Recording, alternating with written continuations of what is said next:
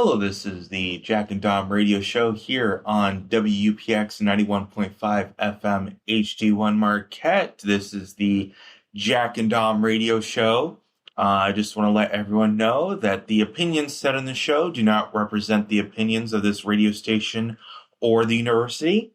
If you so choose, you're able to get the recording of this show on Amazon Music, Spotify, and Apple Podcasts. We're also on social media, so if you choose, you can currently find us on Twitter and Facebook. Just look up the Jack and Dom radio show. If there are any particular sports topics you'd like us to talk about, definitely let us know on there. That being said, good evening, everyone, for the first show of the semester. Jack, how are you doing today? I'm tired, but I'm good. It's been a very, very busy start to the semester, which was to be expected. But I'm hanging in there. Yeah. I'm excited to talk some sports for the first time this year, for sure. Yep, there is definitely a lot to talk about. I know that we'll definitely catch up on what we did over the summer. But I know if you guys have noticed, I do sound a little different. I've been having tooth removal operations the last few weeks. I just had one today where I had 4 teeth pulled. And then next week I have the rest of my front. And then I'm going to be toothless for the next few months after that. So it'll definitely be a transition in regards to the food that I eat. It definitely helped me lose weight because I've lost, I believe, over 20 pounds since the beginning of the summer because I switched from like the regular Coke and Pepsi to the Coke Zero and Pepsi Zero versions. That's helped a lot. Other than that, I did get engaged. I got engaged to the love of my life, Eve. I don't think she's listening right now. She's at work. But I know she'll definitely be listening to the pre-recorded version of this. So love you, honey. Other than that, I got a job working at a TV station as a production assistant. Nice. At WJMN TV, also known as My UP Now, or My UP News. My UP Now is the website. Yep.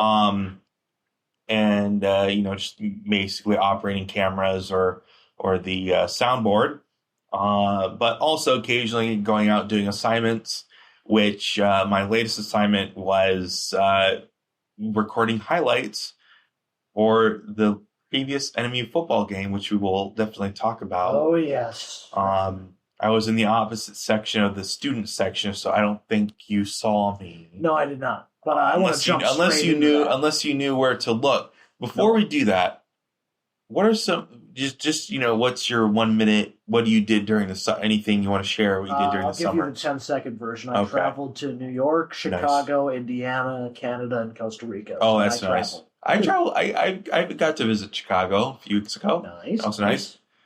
The parking fees are insane because after like 30 minutes or 45 minutes, it goes from like $20 to $50 like really quickly. Yeah, you got to find the right spots, and that's tough. Yeah.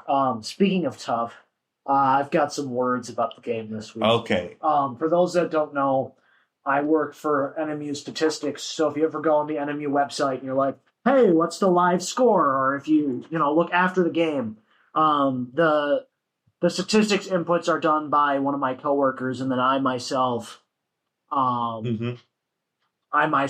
will call out the plays kind of as they're happening so he can correctly input them into the system.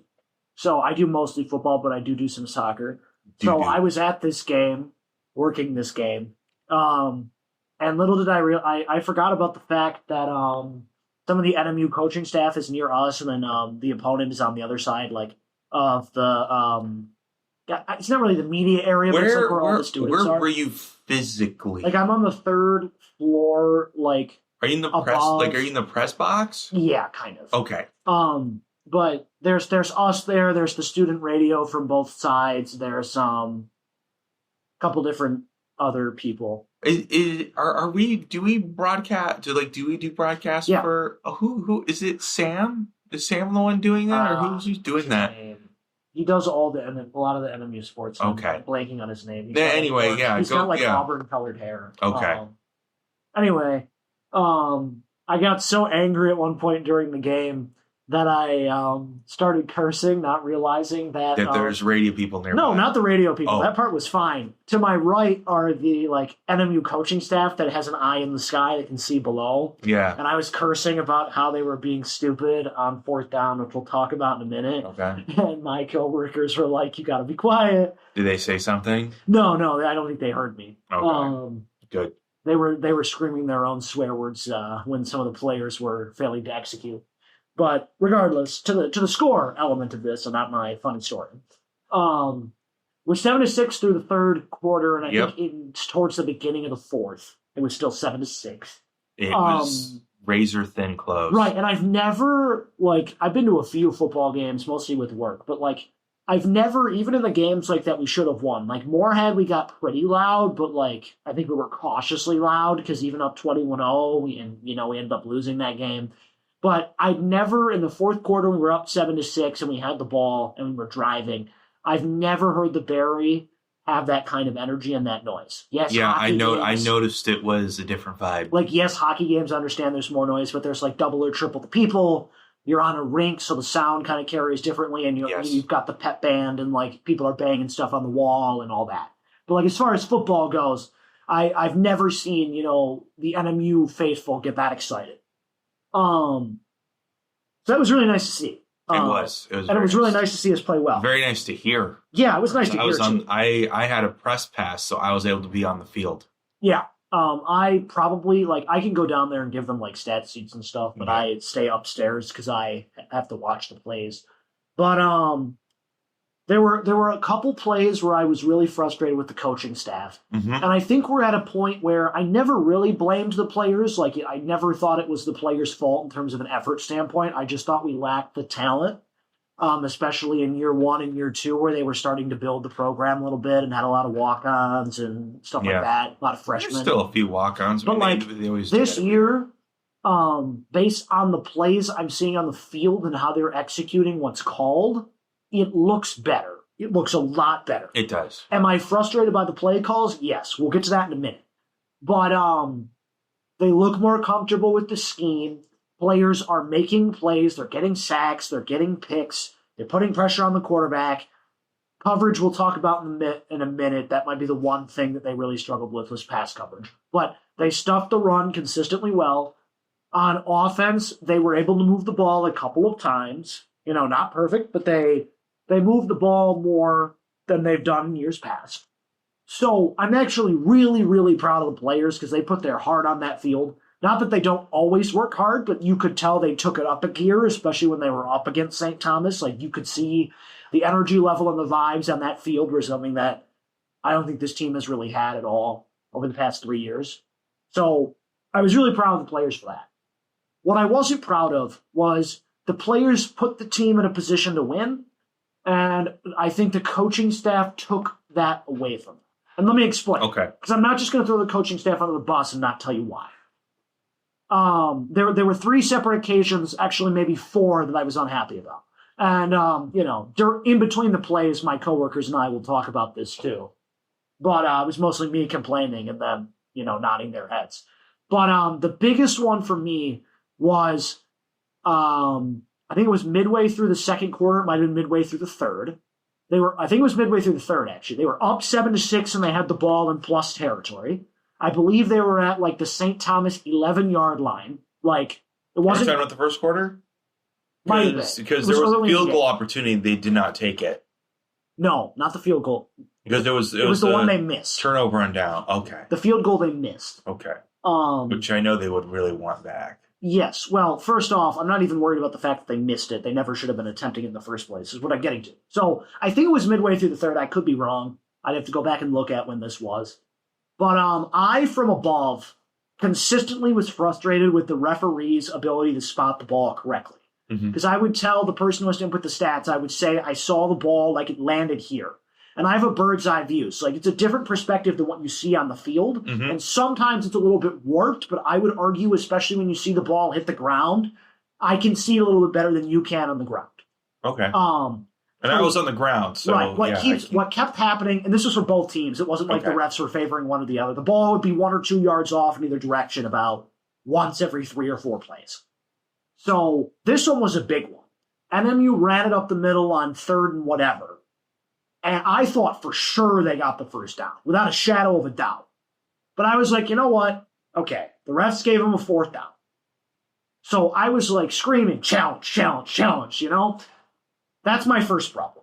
Here's why. You're up 7-6 in what I think was the 3rd quarter, in a game that everybody in America knows that you are projected to lose. Everyone's like, are you going to lose by 20, 30, 40, 50? I thought it was 40. I thought it was plus 40. I thought it was 40. Like, no one that had any, care about this game thought it would be close. So you are playing as a huge underdog and winning.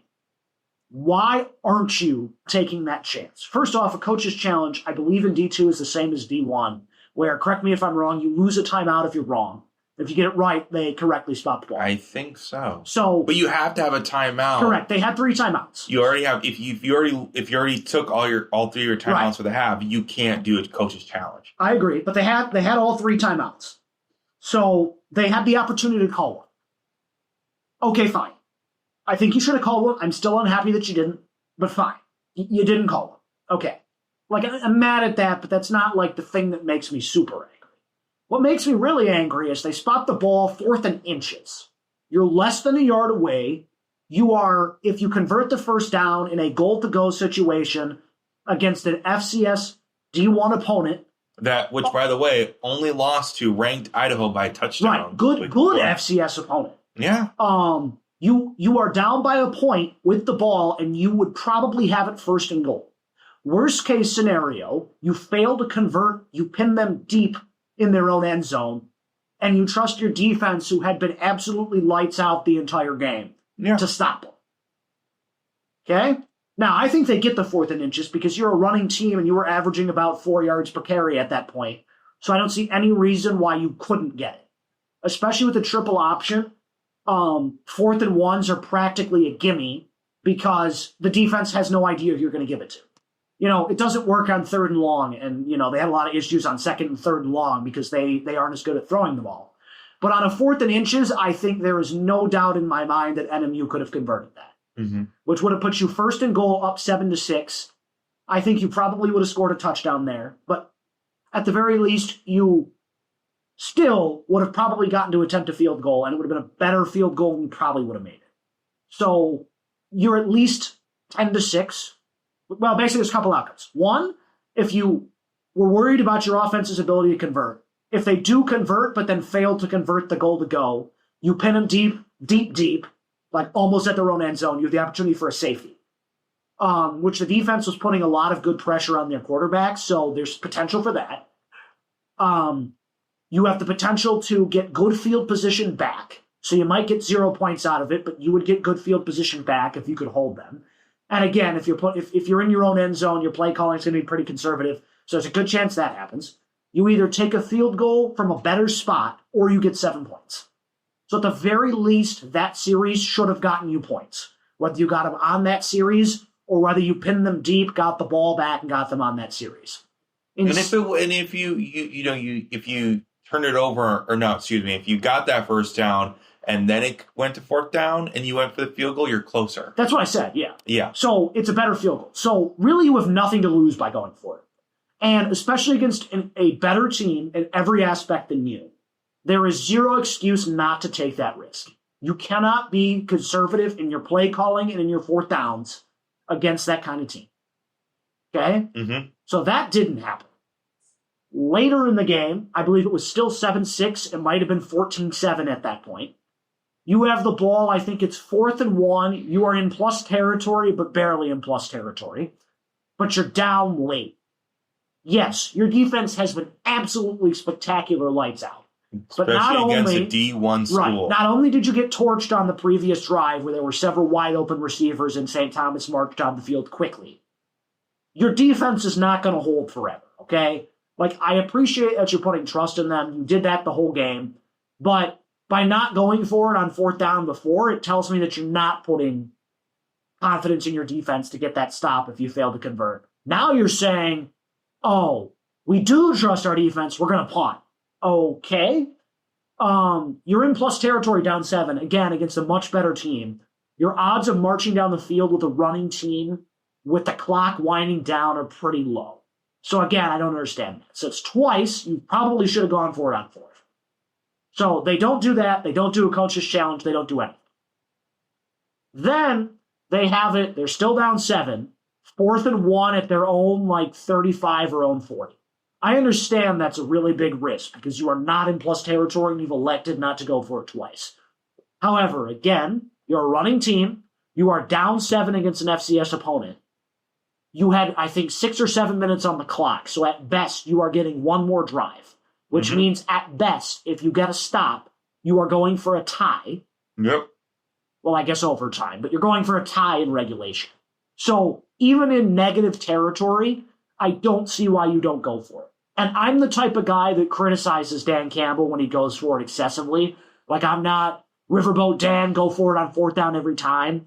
But when you are playing a team that is that much better than you, and you have it 4th down and 1 or less, you should be converting those. Even if you fail to convert those, I'd rather you try and fail and trust your defense. Yeah. Punting and trying to win a field position battle against a team that is better than you in every element just isn't smart.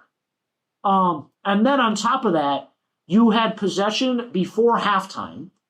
When you were still up, I think that, they were up 7-6 at the half. You had about 2 minutes. No, it was 6-0 at half because NMU scored the touchdown 4:45 in the 3rd quarter. Fine, it was 6-0. They were driving down the field, and what really frustrated me is they had 2 minutes of time. The 2-minute timeout passes. St. Thomas runs a play, so the clock is running after the 2-minute warning. And they shave off 40 seconds because Shane doesn't take a timeout. And then they use their timeouts later after they got sacked. So you don't use your timeout when you should to stop the clock and get the ball back. That's bad clock management. Then you do get the ball back. You don't call one on 1st down, but you get sacked and then call one. So you call one after you're losing the field position battle, and you're effectively giving St. Thomas time back. Now, they did end up wasting enough time where St. Thomas just, ended the half. But it's these 4th down decisions and clock management things that I have a problem with. Against Moorhead, it was the fact that, basic fundamental pitching the ball to your guy, they fumbled it 3 times. And that ended up costing. Mm-hmm. These are, the first 2 years, we all understood that, it was a lot of walk-ons and freshmen, and, NMU needed time to rebuild. And, I criticized the fact that we were 0-24 and, getting embarrassed. Now we're 0-25. Right. A school record. We can agree 0-22 in 2 years was unacceptable even with those players. But now you have the players, you have the system guys, you've got multiple All-Americans. Your team is not good, but, they're not as nearly as bad as they were. And I would argue that the style of play that you guys play, as much as I disagree with it, you guys got the players that you want for that system. The personnel fits the system well. Yes. You've got multiple quarterbacks that can run the offense effectively. But effectively for that offense. I would argue that our quarterback, when it comes to clutch moments, in the 4th quarter, just because you can't throw because that's not the offense. That's why. He's not just taking too much time with the ball when he's in the pocket, but I was on the ground, so I paid attention to this. He's only looking at one wide receiver. He's not checking multiple players. Part of the problem is they don't have quarterbacks that are equipped to throw because it's a running system. Yeah. The thing is, if you're running a running system, and I'm going to blame the offense for this game. I blame the offense for the Moorhead game as well. I didn't watch the Northwood game, so I'm not going to get into that. Obviously, I listened to it on the radio. It was a close game, and I'm told we played well, but we lost. But this was the same problem as the Moorhead game. I'm fine with you running a triple option because I know you're going to do it. So, whether I say I want a West Coast offense or not, It's not going to be a West Coast offense. Here's what I hate, and it's something that I got really mad at Michigan for before they went on that national championship run. when Josh Gaddis was the offensive coordinator, and we saw it again against Oklahoma, which I'm sure you're going to want to talk about. But it's where you run it on first down up the middle, run it on second down up the middle, then you either have a third and short, so you run it up the middle again, or you have a third and long, and then you start panicking because you can't throw the ball. It happened with the Davis Warren offense last year, too, for Michigan football. What I really, really frustrates me that I don't see is that creativity on offense. I understand you can't throw the ball. Fine. You don't have to. But where's the jet sweeps, the pitches, the end arounds, trick plays, like anything creative? I'm not asking for like the running back to throw a pass. This is if I'm talking to the coach, this is probably your last season here. This is probably your last season as a D2 coach. Right, exactly. I want to see that creativity. That's my thing. It's like, why aren't you taking risks? You know you're on the hot seat. Yeah. If you would have beat St. Thomas, that probably would have saved your job. That could have saved your job. That would have saved your job. That would have been headline news. Right. If you would have converted that national headline news. But if you would have gone for it on that 4th and inches and converted it, like I think you would have, and scored that and gone up 14-6, that could have changed. That's a whole different dynamic. Yes. The defense probably. I mean, this might be a stretch, but I think the defense probably would have stopped St. Thomas because you were up by 2 scores and St. Thomas... That would have given them that extra... Well, you would have been up by 2 scores, but you would have been up by 8. So you would have either stopped the 2-point conversion or the touchdown. You would have had that extra juice. St. Thomas would have had to be more risky in their play calls, and you could have taken advantage. Yeah. So it's that conservative mindset that's not winning you games. You really should be, if you took a few more risks... You probably could be sitting at 3-0 right now. If you clean up the fumbles against Moorhead, Northwood just needed to be a better game on offense, and then this one needed to be take risks. You very well could be 3-0 right now against 3 very good teams. Now, do I think Davenport's going to come to town and blow us out? Sure I do. But that's what I said about St. Thomas, so I might be wrong. But it's the fundamentals in terms of fumbles. It's the lack of 4th down, it's the lack of guts, basically. You're playing too conservative. And it's the lack of creativity. I do want to let you know, NMU was 2 of 4 on 4th down, 5 of 16 on 3rd down. Right. So my point being 2 for 4 on 4th down is not that bad. But and that's 5 of 16 on 3rd down. Yeah, that's a problem. But that's because they can't throw. And that's a problem that needs to be addressed. But the 4th down, if you take out... No turnovers. Right. If you take out the one at the end of the game... If you take out the one at the end of the game, which is a desperation throw, so you're really 2 for 3 on the 4th downs that matter. Mm-hmm. And I believe another one of those might have been at the end of a half or in another situation. I think it might have been at the end of the game. So the 2 that really mattered that you actually went for, you got. And the 3 that you didn't go for, you probably could have got.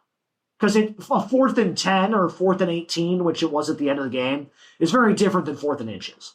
So if you take out those 4th and longs towards the end of the half and the end of the game, you actually did a pretty good job of converting on 4th. But you didn't put yourself in position on 3rd down because your play calling was predictable. Again, you can run the triple option, but if you've ever watched Army or I think Air Force ran the triple option for a minute, Navy has a very running approach. Mm-hmm. They've changed since then under new coaching. Yeah.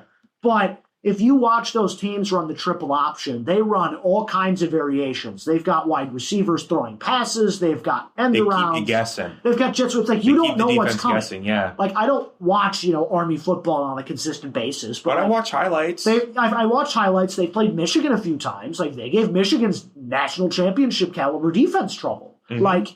You don't know what's coming.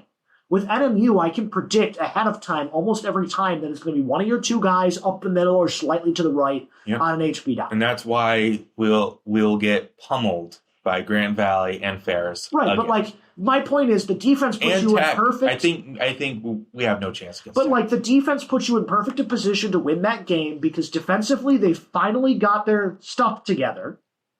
And they schemed well, they mixed it up, they confused the quarterback. They collapsed on the rush. The play calling and the creativity element was there, and it threw off St. Thomas. The environment was uncomfortable. You had St. Thomas where you wanted them. And then on offense, you trotted out the same boring run-up-the-middle play calls, and you expected a result from that. Mm-hmm. I want to move on to other topics, but really my point here is that you had a shot to win against an FCS team, save everybody's job, put Northern in national news, like, get this team back. Because I think one win against that caliber team can transform a season and transform a program. It's happened before. The Lions were, 0-7 or 0-7-1 or whatever it was. St. Brown catches that in the end zone. And against the Vikings, right? Against the Vikings. I know where it was. I was in the cafeteria. I was watching on my phone. I was like, people were looking at me weird. But I remember that. That changed the program. People were like, fire this guy. And then they started winning and ended that season, 8-7-1 or 7-8-1 or something. Yeah. Or no, that was still a bad year. It was 3-12-1. Yeah, 3-12-1, but the next year. Right, but that got the program back on track. And a signature win like this could have gotten the program back on track.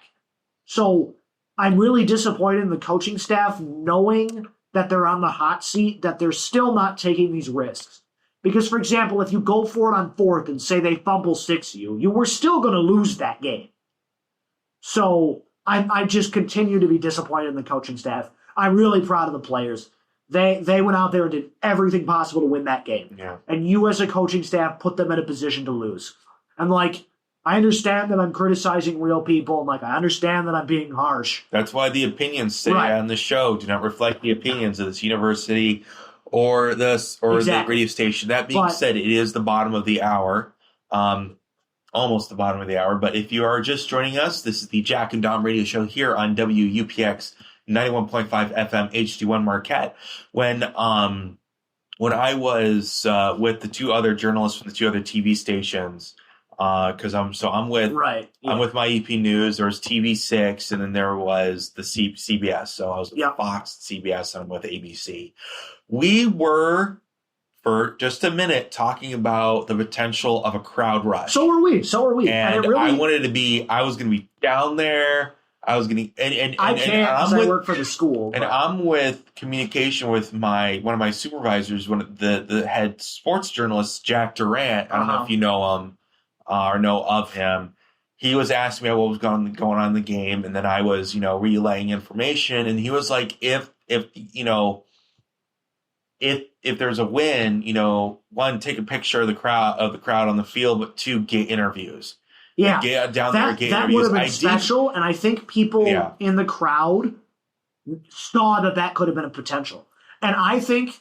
And rip down the pylon and throw it in this Lake Superior. Right. Oh, that would have been nuts if that happened. I don't think we would have done that. It's NMU, but I think we would have, stormed the field and had a good time.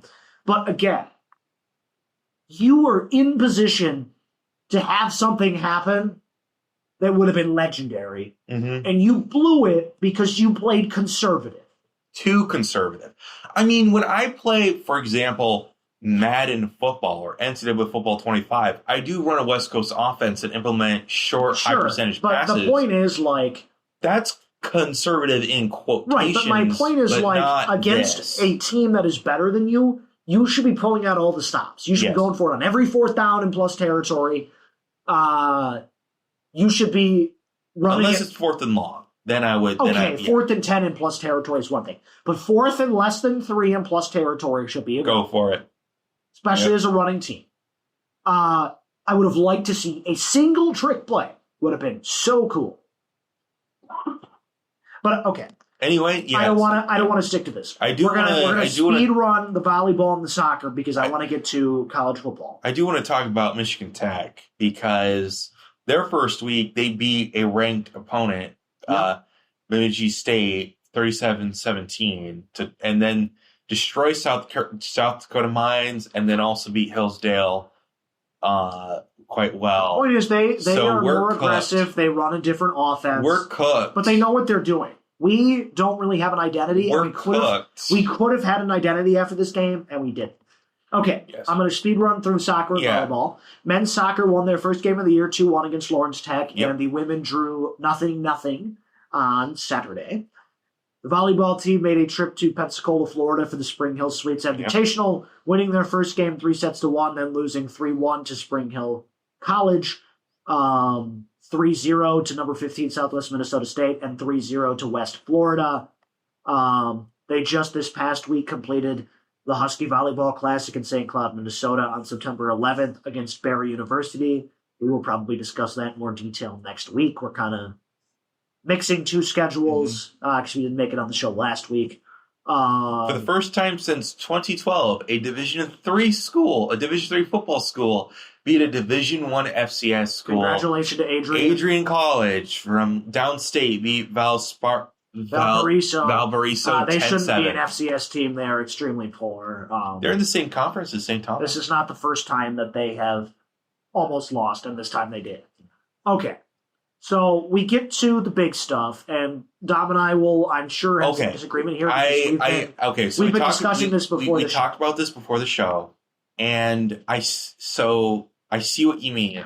I think Michigan State being 3-0 right now is a little bit of a mirage. I agree. I'm glad you admit. And that being said, the next game against it's Big Ten start. Right, it's your Big Ten opener against USC. USC. You are playing a ranked team. Now, I think USC's fraudulent too. So I would say if you do end up beating USC, I'd still say pump the brakes. However, it's a different vibe at this point. However, if you beat USC, like, I will buy that you are legitimate. I won't buy that you are good, like good. Yeah. But I will buy that you are legitimate. And I share that sentiment as well, because initially, before the season started, my thought was, okay, let me see how they play against Boston College, and then we'll go from there. It went into double overtime. I'm not comfortable. Right. Although a win is a win, it's not a good win. It wasn't a good win against FCS Youngstown State either. Let's talk about that. If Michigan State wins next week, then you can start believing that they're going to start believing, and then I'm also going to start believing that we're going to beat Michigan too. Okay, don't go there. I will go there. That's a bit much. But we have to beat USC first. The reason I say that's much is a couple of things. Number one, I want to put out there that last season Boston College beat you. Yes. And was a good team. And they were ranked. The thing about last year's Boston College is they had, in my opinion, a top 5 quarterback in the country in Thomas Castellanos, who now is on FSU and just led an upset of Bama. Yeah. Thomas Castellanos, Florida State, right? Yeah, Florida State. Yeah, yes, they're coming back. Was the heart of that program and was the reason they were nationally relevant. Mm-hmm. Now that he's gone, they are starting, I believe it's a freshman. He tore up Michigan State, but against every other team, he's been average at best, okay? Uh-huh. The program at its current state, I understand Bill O'Brien, the NFL guy, is in charge. But they are a mediocre to bad ACC team. Okay? I would argue that Aiden Childs is playing a lot better. He's missing tackles, making runs. Childs has been interesting. He either really throws it up into danger and you have to hope for the best, or he goes on a rampage. It's been a little bit of a rampage. I think that was a rampage. He looked good. It was not a defensive game. That was all offense, both sides. Here's why I don't buy Michigan State right now. Well, I'll make you a list. Because you're I will admit when I buy Michigan State. I don't buy Michigan completely either, and we'll get to that. I don't buy Michigan State for this reason. Number one, proof that Boston College is a fraud. They were never nationally relevant, but the proof that they're bad. This past week, they lost to Stanford, who is the statistically worst FBS team. And it took Michigan... UConn was worse. Okay, fine. UConn, yes, Penn UConn State, is worse. Akron. They're down there with those teams, though. They are a bottom 5, bottom 10 program. Okay, I think they had 1 or 2 wins last year. They have an interim coach. They don't even have a full-time head coach. Okay, the program is in shambles, and Boston College just lost to that team. To paint a picture of how that program is in shambles, Stanford lost week 1 to a Hawaii team with a kicker who learned how to kick on YouTube and a quarterback who could barely walk. There's a lot of good YouTube tutorials on how to kick a ball. He probably played soccer. My point being, the guy had no kicking experience. And the quarterback, was injured and still beat Stanford, okay? Stanford then went out and beat Boston College by 10. So Boston College is bad. You beat them at double OT. Your defense didn't show up. Stanford, according to Mesa ratings, is number 83 out of 136 FBS teams. That's just no. What do you know? I highly disagree with Mason. No. Yes. They're right next to... They are coincidentally right next to Boston College, Duke, Northwestern. I disagree with that. Yeah, UCLA. They won a game against a Power 5 opponent, but they have no business. But there's like a bunch of really bad teams. like Kennesaw, Eastern Michigan, Massachusetts. Massachusetts is in the bottom. They're not as bad as UMass, but like they're in that bottom tier of just awful teams.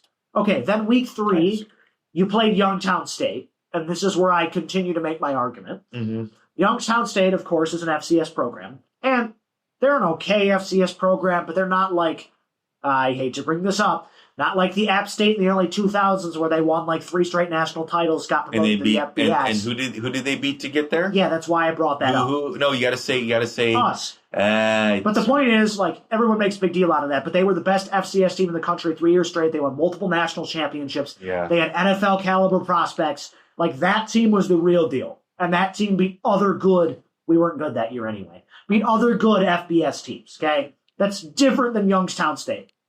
Youngstown State is the typical Big Ten program, beats them all. Ohio State played them a couple years ago. Like, they are bad. And you were up 17-10 at half, I believe, and you ended up pulling away. But you gave up 24 points to a mediocre FCS team, and you gave up 40 points to, you want to say they're mediocre and not bad, that's fine. But a mediocre FBS team in Boston College.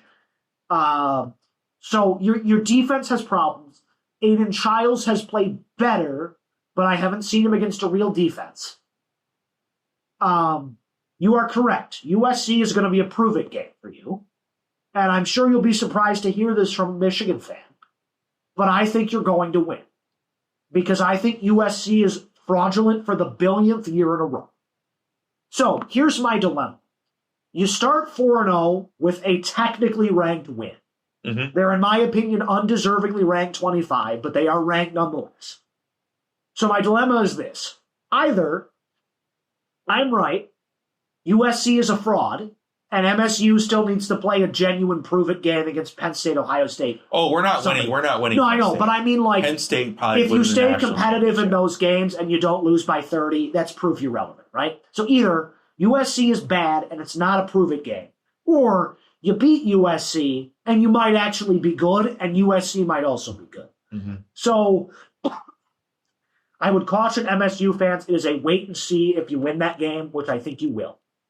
Now, if you lose that game badly, USC might be good, but they're not great, so that's your answer. If you lose narrowly or you win, it's a wait and see if USC is, legitimate or not. Because we don't know, I don't know, you don't know. Every year USC is hyped up and is a fraud. It might be their year this year. I don't know. But I would caution MSU There's fans. always a team that comes out of nowhere. There's always a team that starts at the top and ends at the bottom. Right. One game I do want to bring up that I thought was going to be a lot more lopsided than it actually was the 37-9 victory of Ohio State versus Ohio. That should have been, which was close that should have until been, their starting quarterback got hurt. That should have been 60. All right. So we talked about Michigan State, and we talked about how it's a TBD, but you've had a good start to the season in terms of record. You've looked bad, but you've won the games. It matters. So you're a TBD. I know I'm a Michigan fan, so this is going to sound stupid coming from me, but I don't trust Ohio State again this year. I don't trust Michigan either, but we'll get to that. Yeah, just my point. Like, this is a very weak Big Ten, in my opinion. Although Ohio State did beat Texas, we're going to get to that. That was a big deal. I'm going to get to that. Mm-hmm. So I think the Big Ten is going to be one of the weakest Big Tens of all time this year. Okay. Penn State might win the conference, but Penn State will blow a big game. They're not winning the Natty. Stop it. I don't know. Oregon? I think they could win. Okay, I could see them going to the Natty and potentially winning. They are pretty good, but they also didn't look great against Northwestern. They had to pull away. They smacked up Oregon State pretty hard. Yeah, but Oregon State's bad. That's true. But that's what they should have done. That's the thing. That was expected of them, and they did it. Unlike Ohio State. They didn't look convincing. Penn State's never convincing because they don't win big games. Ohio State, well, Michigan's kind of like outside looking in. USC's outside looking in. There's a couple other teams that are not front runners, but you could see it.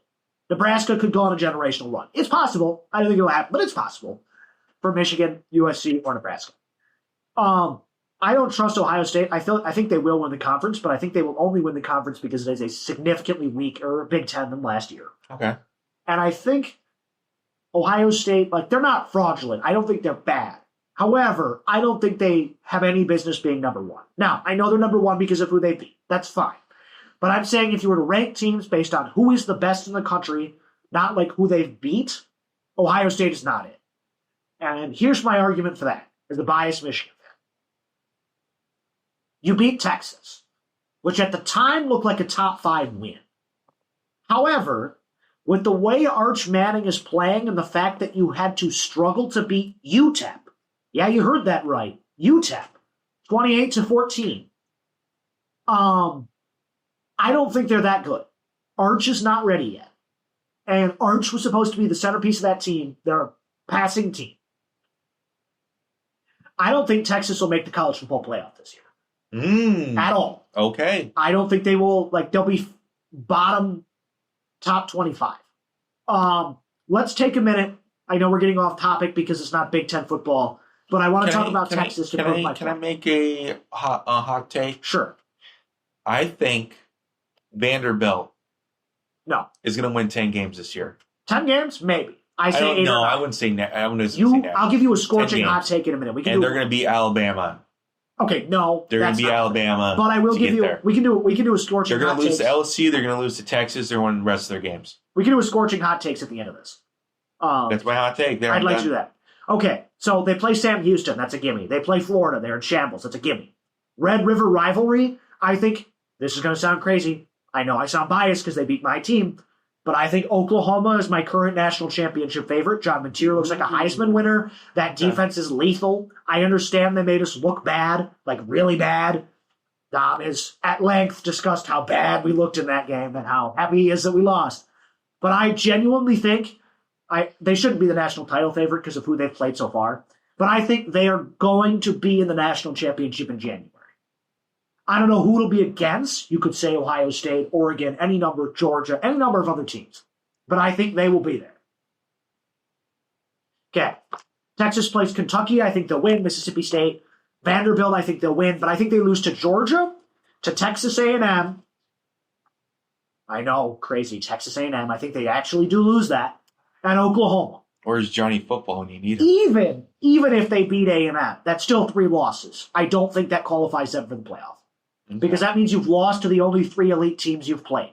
Because Texas Tech is good, but they're not elite. Or sorry, A&M. What team are we talking about? Texas. Okay. So that's why I'm saying Texas stays out of the college football playoff.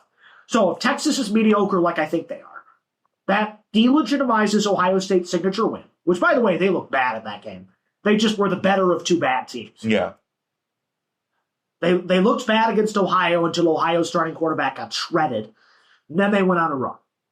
Do I think Ohio State will win the Big Ten? Yes. Do I think there's a good chance they'll be in the national championship game again? Yes. But I don't think they're as good as people say, and I think Michigan and Ohio State is going to be a much bigger contest than you think it will. We'll come back to that in November. Okay. Michigan, as we talked about, lost to Oklahoma. Convincingly. However, like I told you, I think Oklahoma is going to be in the national championship game in January. So, yes, did we look bad? Yes. We had a freshman quarterback in his first road game in Norman, Oklahoma. I would have bet money with any non-Michigan fan that we were losing that game. Okay? I don't think it's time to panic yet. Yeah, we beat CMU 63-3. Okay, I get it. However... Good one, though. I mean, that's what you were supposed to do. However, here's the difference I see between that and Michigan State beating the teams they're supposed to beat. Michigan State just did what they needed to do. Michigan, not even going to look at the scoreline.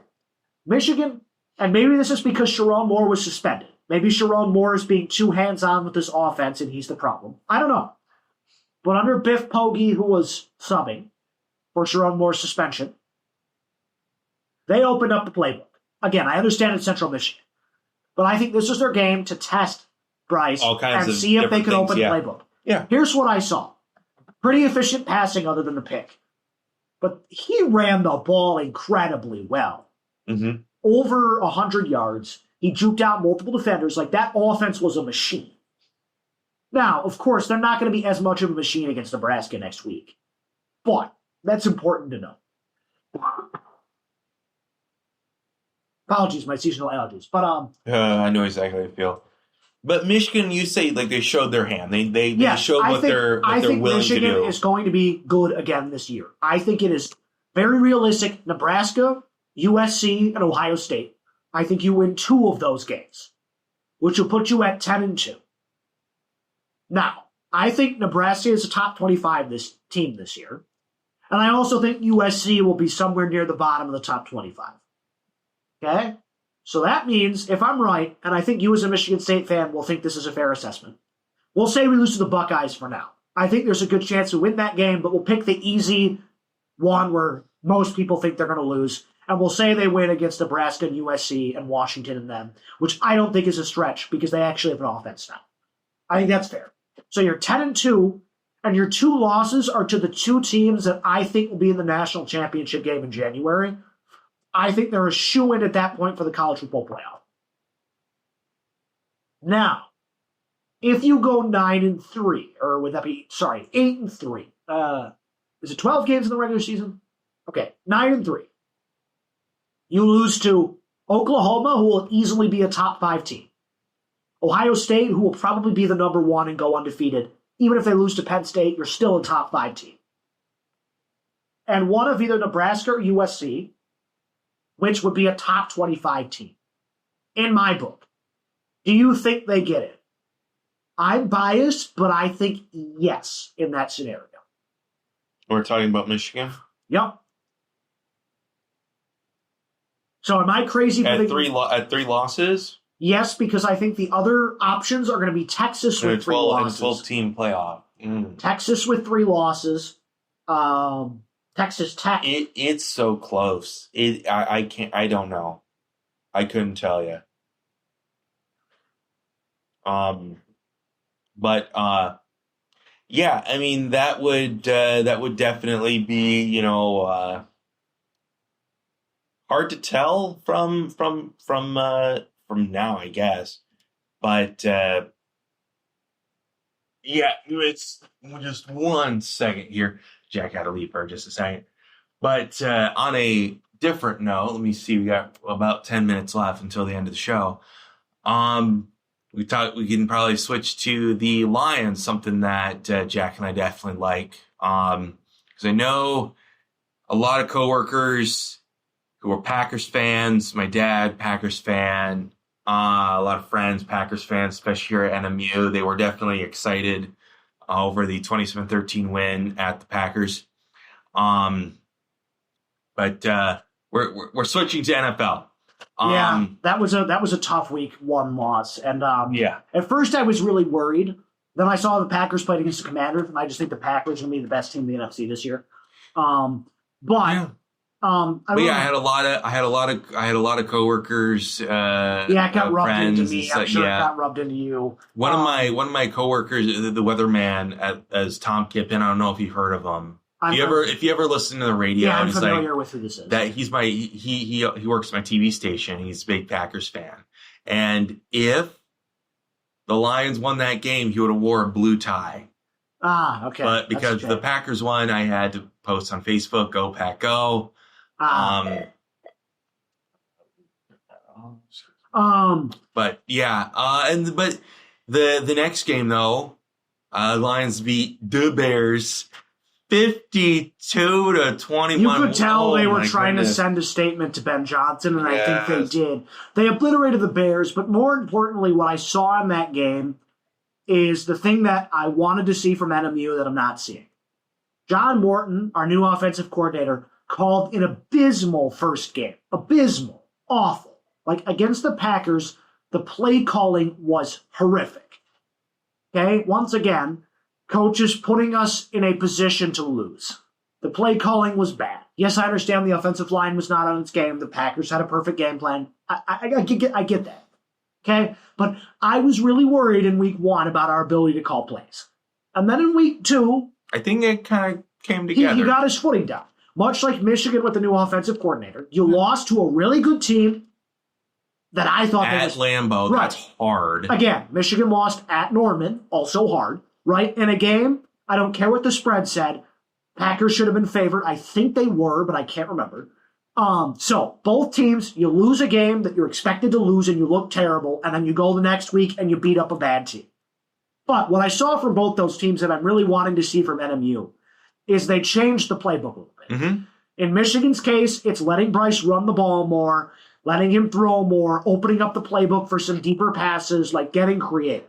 In the Lions' case, it's sending JMO deep, letting him get open. Which he's on my fantasy football team. That's good. Creating routes for St. Brown to get open. Mm-hmm. You've got Tesla, who's only going to get better as the weeks progress, making insane one-handed catches. He's a rookie, right? Yes. He's a rookie. Best 2 first catches ever. And that was... What? So he will get more and more time in this offense as time progresses. I think he'll slowly replace Khalif Raymond, who in and of himself is not that bad. Gibbs and Monty, you saw run the ball a lot better. And the offensive line protected Goff a lot better. Albeit against the Bears, I understand the Bears are bad. But you saw all the things you wanted to see. So now you go into, I believe it's week 3 against the Ravens on Monday night. Oh, that's going to be a game. Let's see if I'm correct about that. It is the Ravens. Yeah, it's going to be a gauntlet the next couple of games for the Lions. So that will be a game that I think we lose. But if you win that game, that's a statement game. So then you got the Browns, who you have no excuse to lose. The Bengals without Joe Burrow, you're winning that game. Yep. Chiefs will be competitive, but they haven't looked good. I really wouldn't be surprised if we won that game. So after the Ravens, you've got 3 games in a row that you really should win. And then you get into Bucks, Vikings, Commanders, Eagles, where it gets really tough. Those are gonna be challenges. But I'm excited to see what this Lions team can do.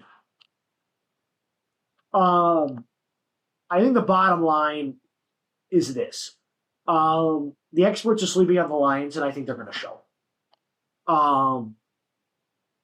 We will talk about this more over Halloween when the game is.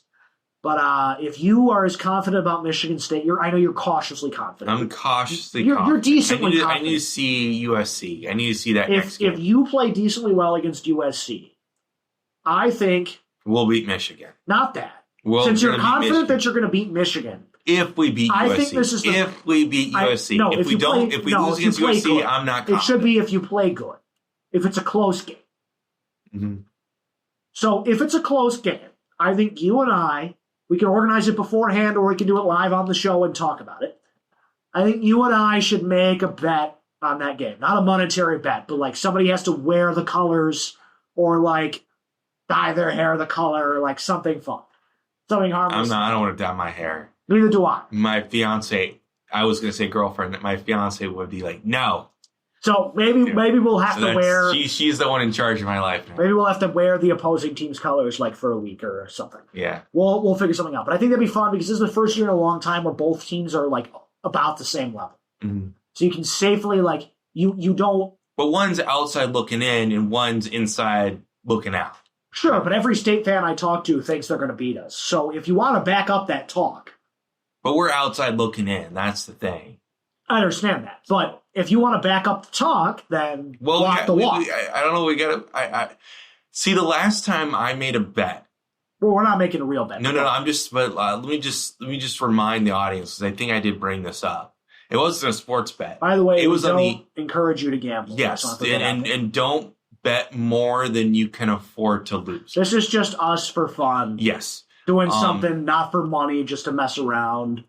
But I bet $500 that Kamala Harris will win the election. And I was supposed to get $1,000 out of that, but no, that did not happen. Yeah, it didn't work out for you. But I'm taking a break from monetary betting for a year. So that ends in November.